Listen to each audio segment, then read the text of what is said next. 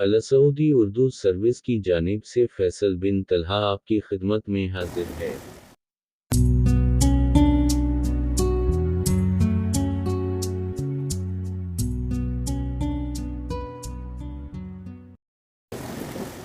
दफना दें या जगा दें, वो एक पागल था। इसका कहना था मैं जादू का एक्सपर्ट हूं। वो मुख्तलिफ लोगों पर झाड़ फूंक करता रहता था। लोगों ने इसकी शिकायत की। पुलिस आई और वो 2019 में गिरफ्तार कर लिया गया। वो 2 साल जेल रहा। इस दौरान इसकी बीवी इसे छोड़कर चली गई। वो जून 2022 में जेल से रहा हुआ घर वापस आया और इसने ये काम दोबारा शुरू कर दिया। वो अब मुक़द्दस और आग पर बीवी की तस्वीर चिपकाता था। वर्क के साथ छुरी रखता था और मुन ही मुन में कुछ बदबदाता रहता था। मोहल्ले के लोग इसे पागल समझकर इग्नोर कर देते थे, लेकिन फिर इसने ये हरकत सरबाजार करना शुरू कर दी। वो फरवरी की एक सुबह भी ये हरकत कर रहा था। लोग इकट्ठे हुए और इसे मारना शुरू कर दिया। पुलिस को इत्तला हुई। 2 एहलकार मोटरसाइकिल पर वहां पहुंचे। इसे छड़ा या अपने मोटरसाइकिल पर बिठाया और इसे पुलिस स्टेशन ले आए। पुलिस की SOPs हैं ये ऐसे मुल्जिमों को फौरी तौर पर दूसरे शहर शिफ्ट कर देती है। थाने में इस वक्त ज्यादा एहलकार भी नहीं थे और गाड़ी भी नहीं थी। पुलिस ने इसे लाकर बाथरूम में बंद कर दिया। इस दौरान बात शहर में फैल गई। हुजूम इकट्ठा हुआ। थाने पहुंचा और थाने के दरवाजे और खिड़कियां तोड़ने लगा। थाने का अमला हुजूम को देखकर डर गया और वो थाना छोड़कर भाग गया।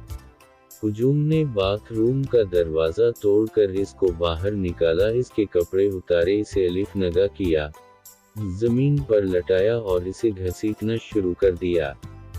लोग इसे ठोड़े भी मार रहे थे और मां बहन की गालियां भी दे रहे थे।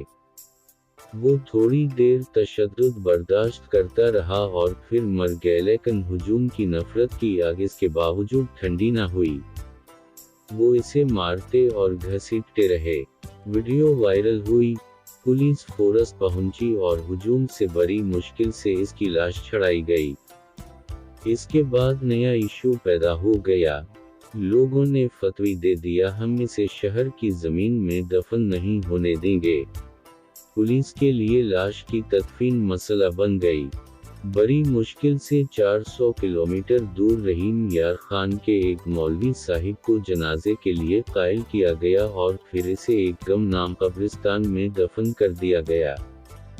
मगर लोग अब इसकी कब्र तलाश कर रहे हैं और इसकी लाश निकाल कर लटकाना चाहते हैं।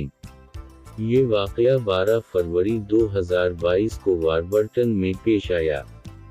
ये शहर अंग्रेज के ज़माने के additional inspector general John Paul Warburton ने आबाद किया था। वो मुसलमान था, यतीम था और इसका नाम जान दाद खान था। अंग्रेज़ों ने जब पंजाब फतह किया तो वारबर्टन नाम की एक एंग्लो अनडीन फैमिली लाहौर आई और इसे ये यतीम बच्चा पसंद आ गया। इन्होंने इसे गोद ले लिया। ये बादशाह ईसाई हो गया। आला इदारों से तालीम हासिल की, पुलिस में भर्ती हुआ और तरक्की करता हुआ एडिशनल इंस्पेक्टर जनरल के ओहदे तक पहुंच गया। हुकूमत ने रिटायरमेंट के बाद इसे ननकाना साहिब के करीब ज़मीनें अलाट कर दीं। जॉन पॉल ने इंग्लैंड जाने के बजाय अपने नाम से वारबर्टन का कस्बा आबाद कर दिया। क़याम पाकिस्तान के बाद इसका ख़ानदान बरतानिया चला गया और हुकूमत ने इसके घर को हाई स्कूल बना दिया। ये स्कूल आज तक कायम है। इस वारबर्टन में फरवरी 12 को हुजूम ने इस पागल शख्स को सड़क पर मार दिया। ये वाक़या सियालकोट से मिलता जुलता है। हुजूम ने जिस तरह 3 दिसंबर 2021 को श्रीलंका के मैनेजर को सड़क पर घसीट कर आग लगा दी थी, बिल्कुल उसी तरह वारबर्टन में भी फरवरी 12 को इसको बर्बरियत का निशाना बना दिया गया। ये वाक़या रोंगटे खड़े कर देता है। آپ اگر ویڈیوز دیکھیں تو آپ کو ہجوم میں نوجوان لڑکوں کی تعداد زیادہ نظر آئے گی۔ ان نوجوانوں نے ہاتھوں میں لیپ ٹاپ اور کندھوں پر بیگز لٹکا رکھے ہیں، گویا یہ پڑھے لکھے بھی ہیں اور یہ پڑھے لکھے لوگ کیا کر رہے ہیں۔ یہ گستاخی کا بدلہ ٹھڑوں، مکوں، پتھروں، ڈنڈوں اور گالیوں سے لے رہے ہیں۔ میں اپنے علماء کرام سے اکثر یہ سوال پوچھتا ہوں، کیا دنیا کا کوئی شخص اللہ، قرآن مجید اور رسول اللہ صلی اللہ علیہ وآلہ وسلم کی توہین کر سکتا ہے؟ یہ حیرت سے میری طرف دیکھتے ہیں۔ میرا خیال ہے خدا، رسول اور آسمانی کتابیں گستاخی اور توہین سے بالاتر ہیں۔ دنیا کا کوئی شخص ان کی توہین نہیں کر سکتا۔ دوسرا، دنیا کا کوئی صحیح الدماغ شخص بھی یہ جسارت نہیں کر سکتا۔ صرف پاگل اور فاتر العقل لوگ یہ حرکت کرتے ہیں، اور تینوں آسمانی مذاہب میں پاگلوں پر حد نافذ نہیں ہوتی۔ تیسرا، یہ حق ہجوم کو کس نے دیا؟ یہ کسی کی جان لینے کا فیصلہ کر لے؟ یہ تین بنیادی سوال ہیں، لیکن یہ سوال درد دل رکھنے والے سماج یا پھر انسانوں کے معاشرے کے لیے ہیں، جبکہ ہم ثابت کر رہے ہیں ہم سماج اور انسان دونوں کہلانے کے قابل نہیں ہیں۔ ہم نے اس ملک کو موت کا کنواں بنا دیا ہے، اور اس کنویں میں کس وقت کس کے ساتھ کیا ہو جائے کوئی نہیں جانتا۔ آپ صدر سے لے کر انسپکٹر جنرل تک کسی سے پوچھ لیں، کسی شخص کو اپنی عزت، جان، مال اور نوکری کے تحفظ کا یقین نہیں ہوگا۔ اس ملک میں کسی بھی وقت کسی کے ساتھ کچھ بھی ہو سکتا ہے، اور اس کے بعد اس کے بچوں کو رونے کی اجازت بھی نہیں ملے گی۔ یہ 22 کروڑ پاگلوں کا ملک ہے، جن کے پاگل پن میں روزانہ کی بنیاد پر اضافہ ہو رہا ہے، اور کوئی انہیں روکنے، سمجھانے اور راست پر لانے والا نہیں۔